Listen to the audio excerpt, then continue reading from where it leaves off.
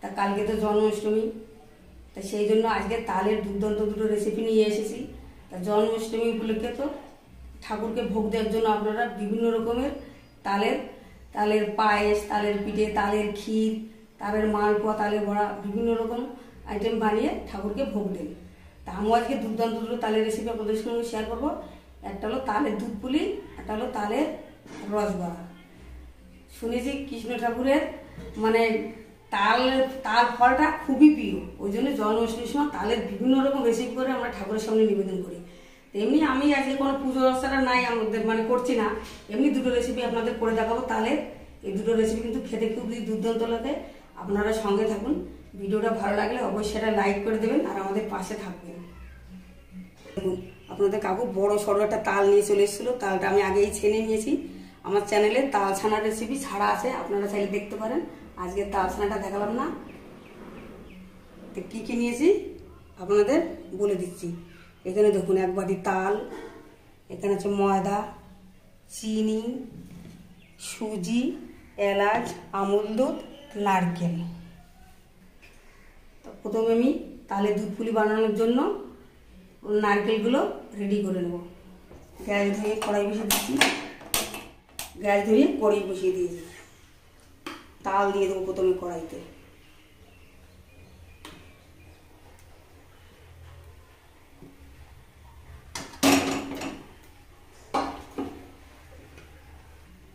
দেখুন আমি বলছিলাম আগে নারকেলটা রেডি করবো দুধ পুলির জন্য, কিন্তু আমি কড়াইতে তাল দিয়ে দিয়েছি। আগে সুজি দিয়ে ময়দা দিয়ে একটা তাল দিয়ে ডো রেডি করবো, তারপরে আমি নারকেলটা চিনি দিয়ে রেডি করছি। তাল দিয়ে দিয়েছি, তালটা এরকম তো আঁচ কমিয়ে এরকম নাড়তে থাকবে। আর এর মধ্যে আমি দিয়ে দেবো সামান্য 1 চিমটে লবণ। যে কোনো মিষ্টি খাবার বানালে একটু লবণ দেবেন, তাহলে মিষ্টির ব্যালেন্সটা থাকে। আর আপনারা যদি এই ঠাকুরের জন্য ভোগ দেওয়ার জন্য খাবারগুলো বানান তাহলে লবণটা দেবেন না। আমি তো ঘরে খাওয়ার জন্য বানাচ্ছি, এই জন্যই সামান্য পরিমাণে লবণ দিচ্ছি। ঠাকুরের জন্য কোনো খাবার বানালে লবণটা দিতে নেই। আঁচটা বাড়িয়ে দিচ্ছি। বেশি বেশিক্ষণ তালটাকে নেড়ে নিয়েছি। আর সুজি অল্প অল্প করে সুজি দেবো আর এইভাবে নাড়াবো।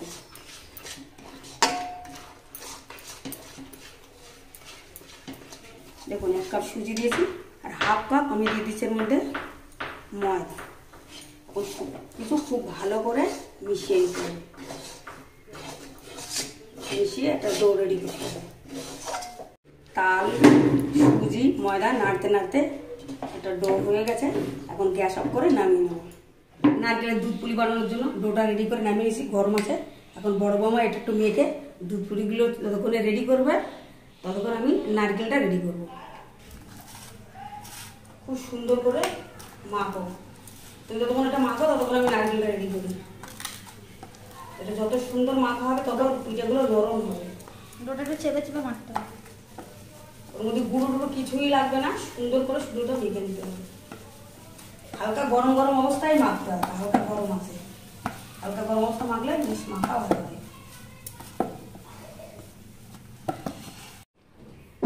এখন নারকেলটা ছাই মারবো। তাই দেখুন 1 বাটি নারকেল নিয়ে নিয়েছি, কড়াইতে দিয়ে দেবো। যতটা নারকেল নিয়েছি তার একটু কম চিনি দিয়ে দেবো। ওটা খুব ভালো করে পুরো ভিজে আছে রেডি করবো।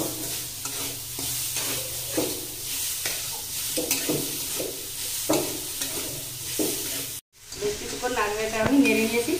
এখন এর মধ্যে দিয়ে দেবো 1 প্যাকেট আমুল দুধ, 10 টাকা দাম। এই নারকেল ছাই মারলে একটু গুঁড়ো দুধ দিলে নারকেল ছাইটা খেতে বেশ ভালো লাগে, তাই জন্য আমি দিলাম। গুঁড়ো দুধটা ভালো করে মিশিয়ে নেব। এই দেখুন আমাদের নারকেলটা পুরো রেডি হয়ে গেছে। এখন গ্যাস অফ করে নামিয়ে নেব। এই দেখুন নারকেলটা রেডি করে নিয়ে চলে এসেছি। এখন বড় বৌমা দুধ পুলিগুলো রেডি করে দেবো। একটুখানি গোল্লা নিয়ে পাক নিয়ে নিতে হবে, ভালো করে গোল করে পাক করে নিয়ে এরকম একটা বাটি তৈরি করতে হবে। বাটিটা তৈরি করে যাচ্ছে। বড় বৌমা খুব সুন্দর দুধ পুলিগুলো রেডি করে, ওর জন্যই বড় বৌমাই রেডি করে দিচ্ছে। আমরা সবাই পারি, কিন্তু বড় বৌমা একটু বেশি সুন্দর পারে। এরকম ঘুরিয়ে ঘুরিয়ে আস্তে আস্তে করে, বেশি জোরে না, আস্তে আস্তে করে চাপ দিয়ে একটা সুন্দর বাটি বানিয়ে নিতে হবে পুরো সমান করে। এই যে একটা বাটি বানিয়ে নিয়ে অল্প করে নারকেল নিতে হবে, দিতে হবে। একটু জোরে বলো।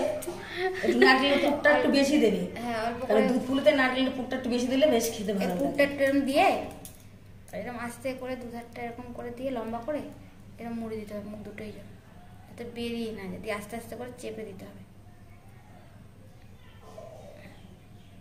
ঠিক যেমনটা করলাম এরকম করে চেপে দিতে হবে। এই যে দিয়ে এটা একটু এরকম করে নিতে হবে, দুপাশ থেকে হালকা করে। এই হয়ে গেল। দেখুন কত সুন্দর একটা পিঠে রেডি হয়ে গেল, দেখতে তো দারুণ লাগছে, তালের সুন্দর কালারও এসছে। দেখুন কত সুন্দর মুড়েছে পিঠে। সব এক এক করে ওরকম বানিয়ে নেবো এক এক করে। আর আপনাদের পছন্দ মতনও ডিজাইন করতে পারেন। হ্যাঁ, যার যেমন খুশি ডিজাইন দিতে পারো। আমি ওরকম ডিজাইন দিচ্ছি, এক এক করে নারকেলের পুর দিয়ে এবার এক এক করে ওরকম করে গড়ে নেবো। হ্যাঁ, তুমি আস্তে আস্তে পিঠেগুলো রেডি করো, আমি তো দুধ পুলির জন্য দুধটা রেডি করি।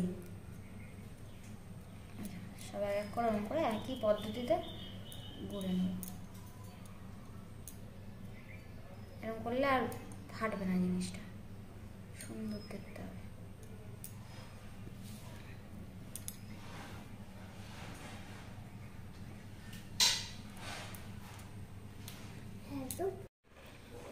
বড় বড় দিকে দুধ পুলিগুলো রেডি করছে, তো এদিকে আমি দুধটা রেডি করে নেব।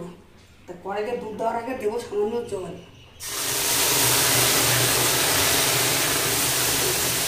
এখন দিয়ে দেবো দুধ। দুধ জাল দেওয়ার আগে কড়াইতে যে পাত্রে দুধটা জাল দেবেন সামান্য একটু জল দিয়ে নেবেন, তাহলে ভালো হয়। বলো। দুধ পুলি বানানোর জন্য 1 লিটার দুধ দিয়ে নিয়ে দিয়েছি।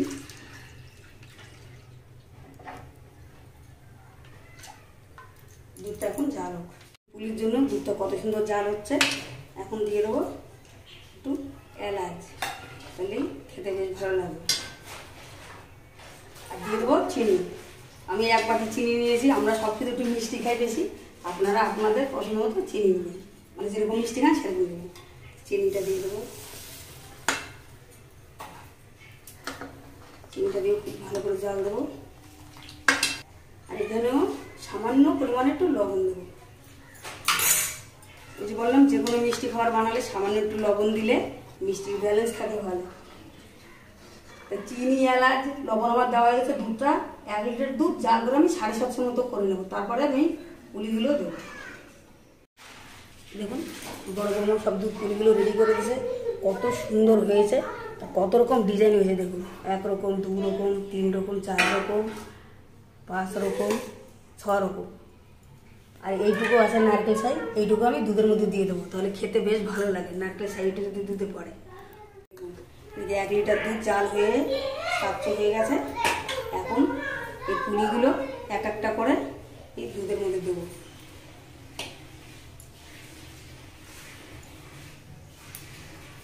দেখুন সব পুলিগুলো দিয়ে দিয়েছি দুধের মধ্যে। এখন নাড়বো না, একটু সিদ্ধ হলে নাড়বো। সুন্দর জাল হচ্ছে। আর দুধগুলোর জন্য যে নারকেলটা আমি ছাই মানিয়েছিলাম, এইগুলো এখন এইটুকু বেঁচে আছে। আমি দুধের মধ্যে এখন এটা দিয়ে দেবো। এটা দিয়ে দিলে কিন্তু খেতে খুব ভালো। আপনারাও যদি দুধ দিয়ে কোনো কিছু বানান, এরকম পিঠে পুলি নারকেল একটু বেঁচে গেলে এরকম দিয়ে দেবেন, খেতে কিন্তু দুর্দান্ত লাগে। আমাদের দুধ পুলিটা প্রায় রেডি হয়ে গেছে। এরকম দিলে নামিয়ে নেব। কত সুন্দর লাগছে দেখুন, সাদা দুধের মধ্যে হলুদ কালারের পুলি জাল হচ্ছে। পুলি রেডি হয়ে গেছে, এখন নামিয়ে নেব।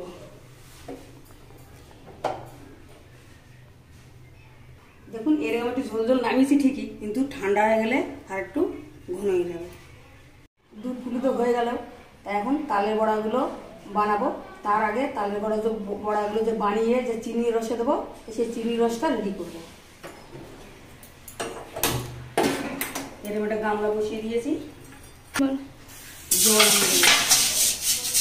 আমি এমনিতেই দিচ্ছি, তালের রসবড়াগুলো খেতে বেশ লাগে। ব্যাস, এতটা আমি জল দিয়ে দিয়েছি। জলের মধ্যে আমি 1 বাটি চিনি দিয়ে দেবো। আর এই যে এলাচ যে মুখ ছাড়িয়ে রেখেছিলাম, এলাচগুলোও দিয়ে দেবো। তারপরে চামচ দিয়ে নেড়ে নেড়ে চিনিটা গলিয়ে নেব। তালের বড়াটা ভিজানোর জন্য চিনি শিরা পুরো রেডি। চিটের কোনো দরকার নাই, 1 তার বা 2 তার কোনো কিছুর দরকার নাই। শুধু সিম্পল একটা চিনি শিরা বানিয়ে রেডি করে রাখলেই এটা পুরো রেডি হয়ে গেছে। এটা এখন নামিয়ে তালের বড়া ভাজার জন্য একটা বেটার রেডি করবো। তাল অনেকটা তাল আজকে তাই হাতা করে দিচ্ছি, যতটা লাগে ততটাই আমি দেবো। দেখুন এতটা দিয়ে দিয়েছি। তাল নিয়ে নিয়েছি, এখন এর মধ্যে দিয়ে দেবো 100 গ্রাম মতো সুজি, দেবো ময়দা, মানে 500 ময়দা আছে, হাফটা মতো দেবো। দিয়ে মেখে দেখবো। দেবো নারকেল কুড়া,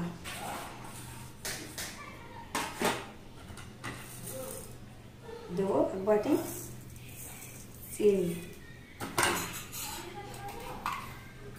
সামান্য লবণ। এখন সব কিছু ভালো করে মেখে নেব। অল্প একটু মৌরি নিয়ে নিয়েছি, তো মৌরিটাও মিশিয়ে নেব।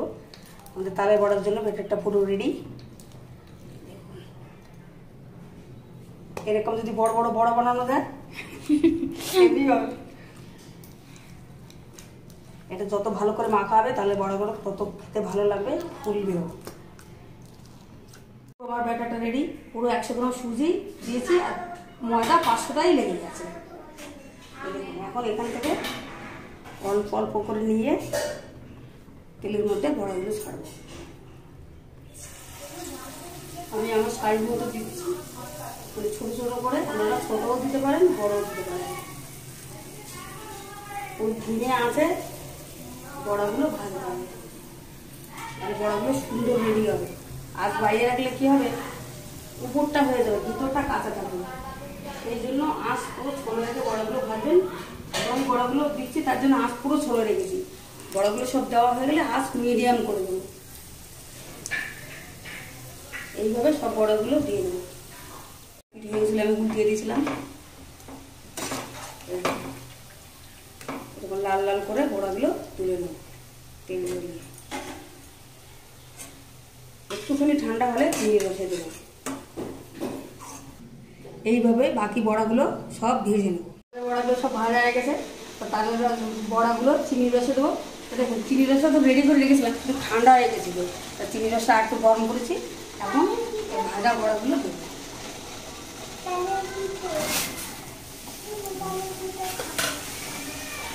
একটুখানি স্কুল থেকে দূরে নেব। এখন গ্যাসটা অফ করবো, কিছুক্ষণ এইভাবে রসের মধ্যে থাকবে। পিঠে খেয়ে বল, আগে ভালো করে খা।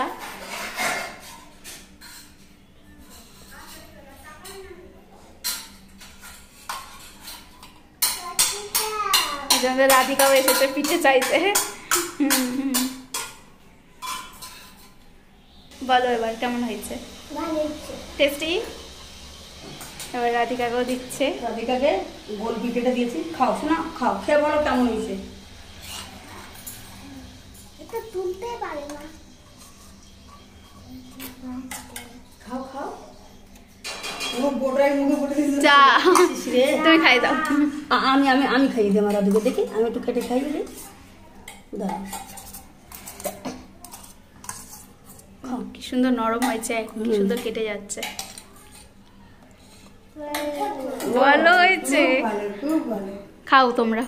দেখলাম তো আমার গোবর আর আমার রাধু দুধপুলিটা খেয়ে বললো খুবই ভালো হয়েছে।